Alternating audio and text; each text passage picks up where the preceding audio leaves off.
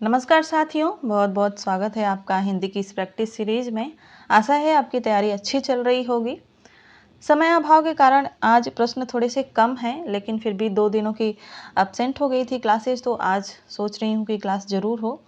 तो प्रश्न 30 ही हैं और इसको आप लोग पूरा हल करिएगा। सारे प्रश्न बहुत ही महत्वपूर्ण प्रश्न हैं। चलिए देखते हैं पहला प्रश्न। प्रश्न है कि निम्न में से संत कवि कौन नहीं है? रहीम, त्रिलोचन, कबीर या बेनी। आपको बताना है इसमें से कौन जो है संत कवि नहीं है। सही उत्तर हो जाएगा रहीम दास। यह संत कवि नहीं है, यह संप्रदाय निरपेक्ष भक्त कवि थे। अगला प्रश्न देखते हैं। प्रश्न है निम्न में से असुमेलित युग्म का चयन करना है। सनक संप्रदाय निम्बार्क, रुद्र संप्रदाय विष्णु स्वामी, साधु संप्रदाय संत वीरभान और सतनामी संप्रदाय जीवाराम। आपको बताना है इसमें से कौन सा असुमेलित युग्म है। सही उत्तर हो जाएगा सतनामी संप्रदाय जीवाराम। अगला प्रश्न देखते हैं। मुल्ला दाऊद कृत चंदायन के संदर्भ में असंगत कथन का हमें चयन करना है। कथनों को देखते हैं। कथन है इसे माता प्रसाद गुप्त ने लोर कथा नाम दिया है। डॉक्टर रामकुमार वर्मा ने इसे प्रथम सूफी प्रेमाख्यानक काव्य माना है और इसकी रचना प्राकृत अपभ्रंशों में प्रचलित कड़वक शैली में हुई है, जिसमें 7 अर्धालियों के बाद एक दोहा होता है, या यह अवधि की का प्रथम प्रबंध काव्य है। आपको बताना है कि इसमें मुल्ला दाऊद कृत चंदायन जो रचना है उसके संदर्भ में असंगत कथन इसमें से कौन सा है। सही उत्तर हो जाएगा इसका सी ऑप्शन, यह असंगत है। अगला प्रश्न देखते हैं। प्रश्न है तुलसीकृत कवितावली के संदर्भ में निम्न कथनों पर विचार करना है। इसकी रचना कवित्त सवैया शैली में हुई है। यह एक मुक्तक काव्य ग्रंथ है। यह 5 कांडों में विभक्त है और यह तुलसी की अंतिम कृति मानी जाती है। और आपको असंगत कथनों का विकल्प चयन करना है। आपको बताना है इसमें से कौन सा कथन असंगत है।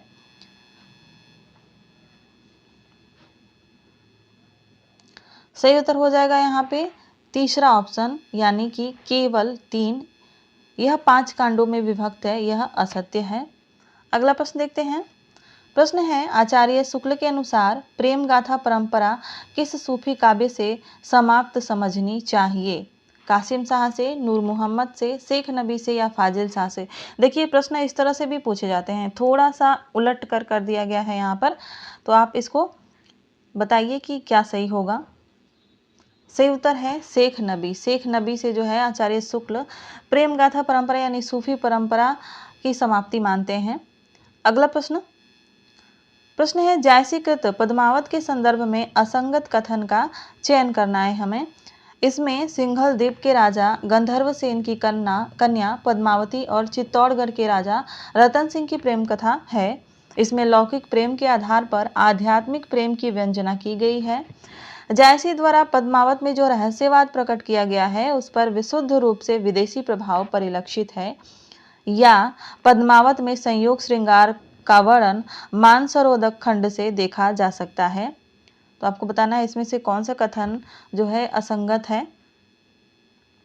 सही उत्तर हो जाएगा तीसरा ऑप्शन, जैसी द्वारा पद्मावत में रहस्यवाद प्रकट किया गया है और उस पर विशुद्ध रूप से विदेशी प्रभाव परिलक्षित है। यह कथन जो है अशुद्ध है, असत्य है, असंगत है। अगला प्रश्न देखते हैं। प्रश्न है विद्यापति किस धर्म का पालन करते थे? बहुत ही महत्वपूर्ण प्रश्न है यह। ऑप्शन में है वैष्णव, बौद्ध, जैन या शैव। किस धर्म का पालन करते थे विद्यापति? सही उत्तर हो जाएगा शैव दर्शन का। अगला प्रश्न देखते हैं। निम्न में से कौन सी एक उपाधि से विभूषित विद्यापति जो है विभूषित नहीं है? कवि शेखर, कवि श्रेष्ठ, कविवर या कवि रतन। विद्यापति इसमें से किस विभूति से विभूषित नहीं हुए हैं? सही उत्तर है कवि श्रेष्ठ। अगला प्रश्न देखते हैं। प्रश्न है मीराबाई के संदर्भ में असंगत कथन का चयन करना है। इनके पदों में रैदास का गुरु के रूप में वर्णन किया गया है। इन्होंने सगुड़ोपासक जीव गोस्वामी से दीक्षा ली थी। इन्होंने माधुर्य भाव से अपनी भक्ति भावना का स्वरूप निर्धारित किया और मीराबाई का प्रेम निवेदन और विरह व्याकुलता अभिमानाश्रित और अध्यंतरित है। आपको बताना है इसमें से कौन सा कथन असंगत है। सही उत्तर हो जाएगा इसका ऑप्शन नंबर 4। अगला प्रश्न देखते हैं। अगला प्रश्न है, निम्न में से बेमेल कवि का चयन करना है। चारों जो हैं एक साथ मिले हुए हैं, लेकिन एक जो है इसमें से बेमेल है। तीन एक जैसे हैं, एक अलग है। छीत स्वामी, परमानंद, गोविंद स्वामी और चतुर्भुज दास। कौन सा जो कवि है वो बेमेल है? सही उत्तर हो जाएगा परमानंद दास, यह बेमेल है इसमें। अगला प्रश्न देखते हैं। प्रश्न है, संत रविदास के संदर्भ में असंगत कथन का चयन करना है। उन्होंने परमात्मा को कृष्ण, राम, गोविंद आदि नामों से स्मरण किया है। इनके पद विभिन्न राग रागनियों में बंधे हुए हैं। उन्होंने भक्ति के क्षेत्र में अष्टांग साधना को अपनाया और इनके काव्य की भाषा विशुद्ध अवधी भाषा है। संत रविदास के बारे में कौन सा कथन असंगत है, इसमें से आपको बताना है। सही उत्तर है इसका कि इनके काव्य की भाषा विशुद्ध अवधी है, यह जो है असंगत है। बढ़ते हैं अगले प्रश्न की तरफ। प्रश्न संख्या 12 है, रहीम के संदर्भ में निम्न कथनों पर विचार करना है और सुसंगत कथनों वाले विकल्प का चयन करना है। पहला है कि इन्हें अरबी, फारसी, तुर्की, संस्कृत, ब्रज और अवधी भाषा का समुचित ज्ञान था। इनके पिता का नाम बैरन खां था। वे संप्रदाय निरपेक्ष कवि हैं। आपको बताना है इसमें से कौन सा कथन सही है, और इसका सही उत्तर हो जाएगा ए, बी और सी। यह तीनों कथन इनके बारे में सही हैं, रहीमदास के। अगला प्रश्न देखते हैं। प्रश्न है, प्रश्न संख्या 13 है कि महाप्रभु वल्लभाचार्य के संदर्भ में कौन सा कथन गलत है। दर्शन के क्षेत्र में वल्लभाचार्य जी का सिद्धांत पुष्टि मार्ग कहलाता है। महाप्रभु वल्लभाचार्य ने शुद्धाद्वैतवाद मत का प्रतिपादन किया। वे ब्रह्म में दो अचिंत्य शक्तियां मानते हैं और वल्लभाचार्य जी के अनुसार त्रिगुणात्मक ब्रह्म श्री कृष्ण है। आपको बताना है इसमें से कौन सा कथन गलत है। सही उत्तर हो जाएगा दर्शन के क्षेत्र में वल्लभाचार्य जी का सिद्धांत पुष्टि मार्ग कहलाता है। अगला प्रश्न देखते हैं। प्रश्न है, नंददास के संदर्भ में असंगत कथन का हमें चयन करना है। इनकी कवित्व शक्ति, शब्द चयन और पद लालित्य है। इनके द्वारा रचित भंवर गीत की गोपियां सूरदास की गोपियों की अपेक्षा भोली हैं। इन्होंने माधुर्य भाव की भक्ति को अपने काव्य में प्रमुख स्थान दिया है, या इनकी रचना रास पंचाध्यायी रोला छंद में रचित है।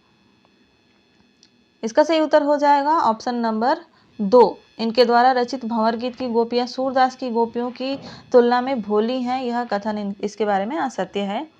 अगला प्रश्न है, रसखान के संदर्भ में त्रुटि युक्त कथन का चयन कीजिए। ये विट्ठलनाथ से दीक्षा लेकर वल्लभ संप्रदाय में दीक्षित हुए। ये दिल्ली के एक पठान सरदार थे। इन्होंने कृष्ण के प्रति वियोग श्रृंगार भावना निरूपित की है, या इनकी रचनाएं सुजान रसखान में हैं। रसखान के संदर्भ में कौन सा कथन असत्य है, गलत है, त्रुटिपूर्ण है, त्रुटि युक्त है? सही उत्तर है इन्होंने कृष्ण के प्रति वियोग श्रृंगार भावना निरूपित की है, यह कथन गलत है। अगला प्रश्न देखते हैं। प्रश्न है, तुलसीदास जी की 20 सोहर छंदों वाली इस रचना में विवाह के अवसर पर दूल्हे को सजाए जाते समय नाखून पर मेहंदी लगाए जाने का प्रसंग वर्णित है। पार्वती मंगल में, जानकी मंगल में, गीतावली में या रामलला नहछू में?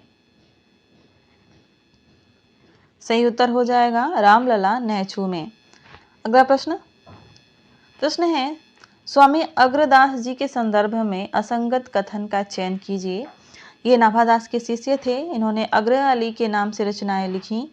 इन्हें सीता जी की सखी चंद्र कला का अवतार कहा जाता है, या ये राम भक्ति में रसिक संप्रदाय के प्रवर्तक हैं। आपको इसमें से कौन सा कथन असंगत है स्वामी अग्रदास के बारे में, उसको चुनना है। सही उत्तर है ये नाभादास के शिष्य थे, यह गलत कथन है। अगला प्रश्न देखते हैं। प्रश्न है कि दादू दयाल के संदर्भ में दिए गए कथनों पर विचार करिए और उसके बाद से हमें सही कूट का चयन करना है। इनका जन्म सांभर में हुआ था। आमेर में इन्होंने अकबर से भेंट की थी। इन्होंने मूर्ति पूजा द्वारा भक्ति पर बल दिया और इन्होंने सांभर में ब्रह्म संप्रदाय की स्थापना की, जो बाद में दादू पंथ के नाम से जाना गया। आपको बताना है दादू दयाल के संदर्भ में कौन सा कथन इसमें से सही है, उसे हमें चुनना है। सही उत्तर की बात करें तो इन्होंने आमेर में इन्होंने अकबर से भेंट की थी, यह कथन सही है। और उसके अलावा इन्होंने सांभर में ब्रह्म संप्रदाय की स्थापना की, जो बाद में दादू पंथ के संप्रदाय के नाम से जाना जाता है। और इस तरह इसका सही उत्तर हो जाएगा बी और डी। अगला प्रश्न देखते हैं।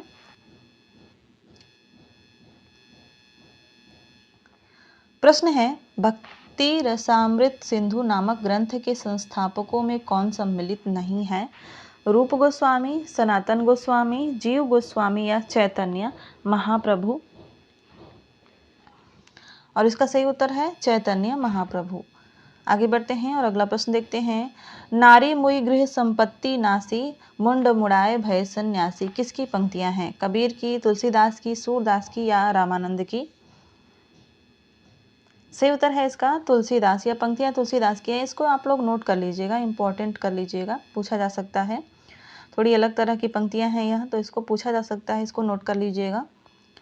अगला प्रश्न है कि नानक देव के संदर्भ में असंगत कथन का चयन कीजिए। इनके पुत्र लक्ष्मी चंद ने उदासी संप्रदाय का प्रवर्तन किया था।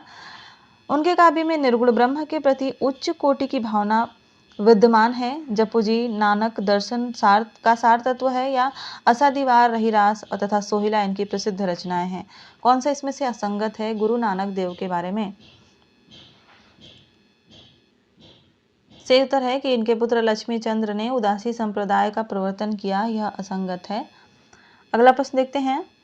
प्रश्न है, स्वामी रामानंद के संदर्भ में निम्न कथनों पर विचार कीजिए और सुसंगत कथनों वाले विकल्प का चयन करना है। जैसे इनके गुरु का नाम राघवानंद था, वैष्णव मताब्ज भास्कर और श्री रामार्जन पद्धति इनके ग्रंथ हैं। इन्होंने अपना दार्शनिक सिद्धांत रामानुज संप्रदाय से अलग रखा और इनके अनुसार मुक्ति का साधन ही परम पदार्थ भक्ति है। आपको बताना है इसमें से कौन सा कथन सही है। सही कथनों की बात करें तो एक तो यह सही हो जाएगा कि इनके गुरु का नाम राघवानंद था और इनकी रचनाएं वैष्णव मताब्ज भास्कर और श्री रामार्चन पद्धति हैं और इनके अनुसार मुक्ति का साधन एक ही परम पदार्थ भक्ति है। तो इस तरह से इसका राइट आंसर हो जाएगा ए, बी और डी। इस तरह से इसका ऑप्शन 3 नंबर सही हो जाएगा। अगला प्रश्न देखते हैं। प्रश्न है, नवकिशोर उपाधि से विभूषित विद्यापति के संदर्भ में से कौन सा कथन असंगत है? पहला कथन देखते हैं कि महाप्रभु चैतन्य देव इनके पदों को गाते गाते भाव विभोर होकर मूर्छित हो जाते थे और बाबू ब्रजनंदन सहाय और डॉक्टर श्याम सुंदर दास इन्हें परम शैव भक्त स्वीकार करते हैं। आचार्य रामचंद्र शुक्ल, रामकुमार वर्मा और हरप्रसाद शास्त्री इन्हें शुद्ध श्रृंगारी कवि मानते हैं और इन्हें तिरहुत के दरबार में अपार सम्मान प्राप्त हुआ था। तो हमें असंगत कथन का चयन करना है। सही उत्तर हो जाएगा कि बाबू ब्रजनंदन सहाय, डॉक्टर श्याम सुंदर दास इन्हें परम शैव भक्त स्वीकार करते हैं, यह असंगत है। बाकी तीनों कथन सत्य हैं। अगला प्रश्न देखते हैं। प्रश्न है कि चैतन्य महाप्रभु के संदर्भ में त्रुटिपूर्ण कथन का चयन कीजिए, यानी असंगत कथन या असत्य कथन चुनना है। ऑप्शन में है कि इन्हें गौरांग महाप्रभु भी कहा जाता है, इनकी भक्ति का पथ त्याग और वैराग्य का हठ योगी मार्ग था, इनका दार्शनिक सिद्धांत अचिंत्य भेदाभेद कहलाता है, या इन्होंने गौड़ीय संप्रदाय का प्रवर्तन किया। आपको बताना है इसमें से कौन सा कथन असत्य है, गलत है। सही उत्तर है कि इनकी भक्ति का पथ त्याग और वैराग्य का हठ योगी मार्ग था, यह कथन असत्य है। आगे बढ़ने से पहले मैं कहना चाहूँगी कि अगर आप इस क्लास पे पहली बार आए थे और क्लास अच्छी लगी, आपको हेल्पफुल लगी आपकी तैयारी के लिए, तो सब्सक्राइब जरूर करिएगा। और जो लोग सब्सक्राइब कर चुके हैं उनसे मैं कहना चाहूँगी कि अपने दोस्तों के साथ भी क्लास को शेयर करें। अच्छी लगी तो लाइक भी कर सकते हैं। अगला प्रश्न है कि सूरदास के संदर्भ में त्रुटियुक्त कथन का चयन करना है। वल्लभाचार्य के संपर्क में आने से पूर्व इनके पद सख्य, वात्सल्य और माधुर्य के थे। स्वामी विट्ठलनाथ ने इन्हें पुष्टि मार्ग का जहाज कहा है। इनकी सूरसागर की रचना भागवत की पद्धति पर 12 स्कंधों में हुई है और इनकी साहित्य लहरी में अर्थ गोपन शैली में राधा कृष्ण की लीलाओं का वर्णन है। अब आपको बताना है इसमें से कौन सा कथन असत्य है। सही उत्तर हो जाएगा ऑप्शन नंबर 1। वल्लभाचार्य के संपर्क में आने से पूर्व इनके पद सख्य, वात्सल्य और माधुर्य भाव के थे। यह कथन गलत है, क्योंकि सूरदास वल्लभाचार्य के संपर्क में आने से पहले दास्य भाव की भक्ति किया करते थे। इसी पर वल्लभाचार्य ने सूरदास से कहा था कि सूर है क्या घिघियात हो, कुछ भगवत भजन करो। उसके बाद इन्होंने सख्य, वात्सल्य और माधुर्य भाव के पदों की रचना की। अगला प्रश्न देखते हैं। प्रश्न संख्या 26 है। हितहरिवंश जी के संदर्भ में हमें असत्य कथन का चयन करना है।